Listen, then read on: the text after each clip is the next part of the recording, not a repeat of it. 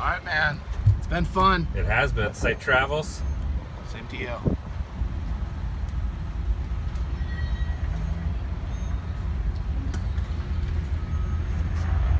Off we go. I like that old GMC van, and I'm filling up the tank to continue cruising down the road. Welcome everyone, Adam the Woo here. It's my second channel, daily vlog channel. It's The Daily. Oh, that's good. It's been a while since I had a Mountain Dew. It's The Daily Woo.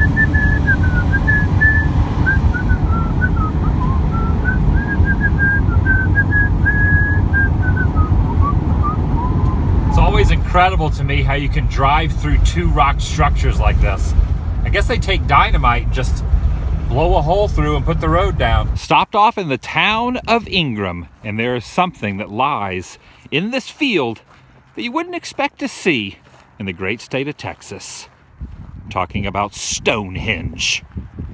About 3/4 the size of its England counterpart. It used to reside in the next town over, but they moved it here in the year 2010. Over the course of my travels, I have visited now 3 of these Stonehenge locations. One in Alabama called Bamahenge, one in Virginia called Foamhenge, and now this one. The handiwork of 2 gentlemen, Doug Hill and Al Shepard. The other 2 spots created by the one and only Mark Klein, who I am a big fan of his work. But it's good to see other people have gotten in on Stonehenge fever. One day I will visit the real thing, but for now, paying a visit to all the replicas. How many of these things are there? The texture seems to be a little bit different on this one as well. It's not foam, it's not completely plastic, it's covered in some sort of material over the plastic. In 1989, Doug Hill tipped on in a massive limestone rock onto Al Shepard's field. After looking at the rock and joking about it for months, Al and Doug decided to build an arch behind the rock to make it more visible to passersby. When the arch was built, Al was reminded of the original Stonehenge in England. He commissioned Doug to design and build Stonehenge 2. It is not a replica. It is about 2/3 the size of the original, and it is not oriented to the sun as is the original. It is, however, Doug Hill's impression in steel and concrete of the nearly 5,000-year-old circle of stones on the Salisbury Plain. And there's also this recreation of one of the Easter Island statues. That right there, though, that's the Majestic. That's the real deal. That's not a recreation. This thing definitely comes in handy. And here's another one, right as you're exiting the property. I'd like to get down there. I think the only way, though, is to just walk down this embankment under this bridge.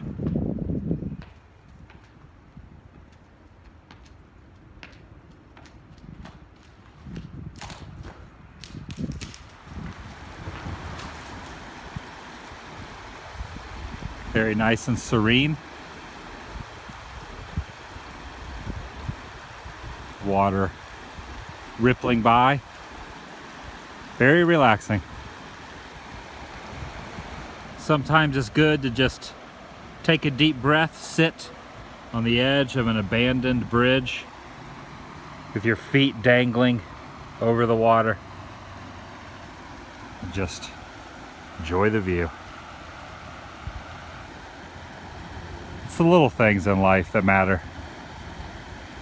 The cliche phrase is the best things in life are free. And a good portion of the time, that is true. A very good portion of the time, that is true.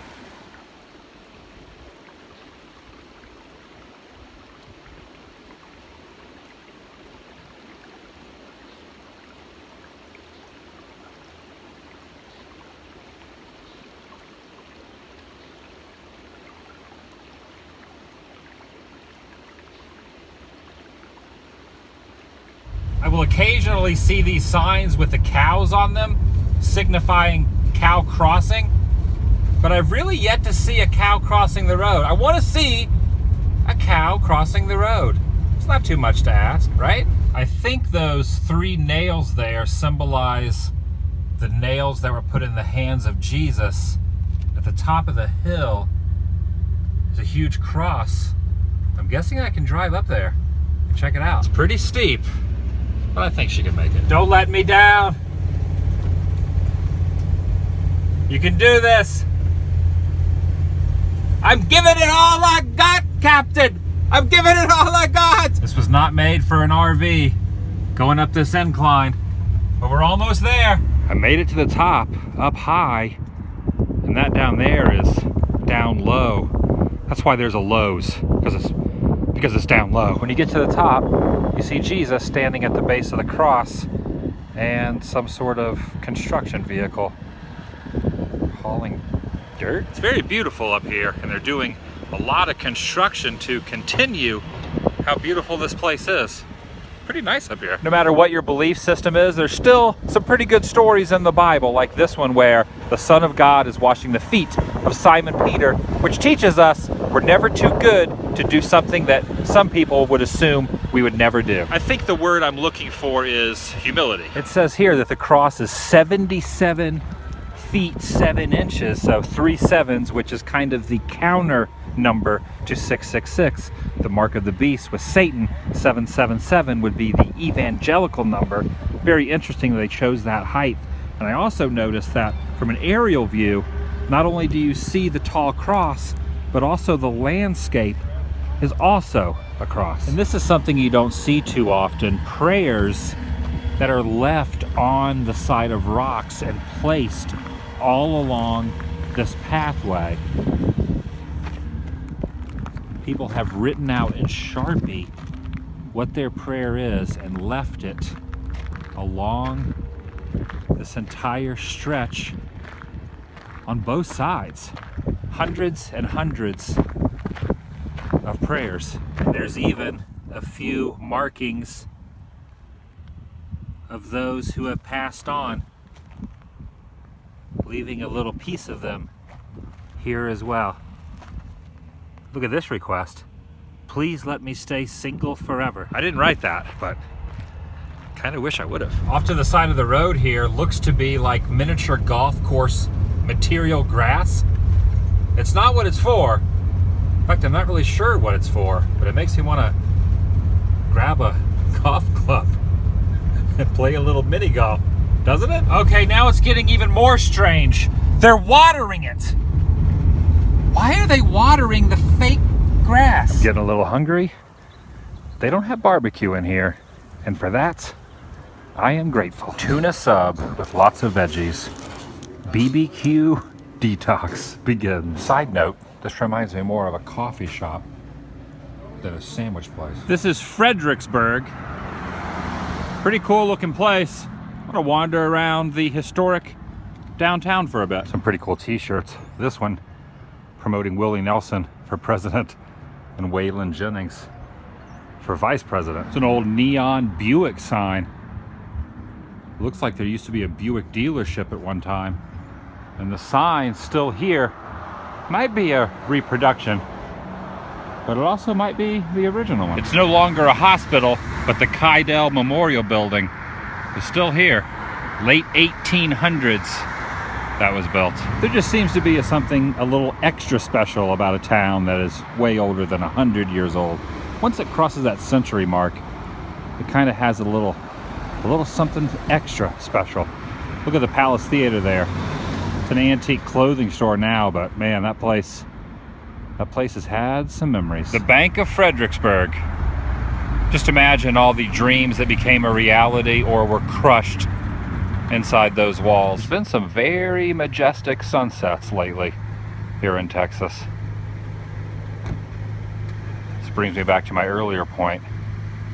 Sometimes it's good to just sit back for a second and take a look around at the beauty that the world has to offer. As the night comes to an end, I'm gonna have some frozen yogurt.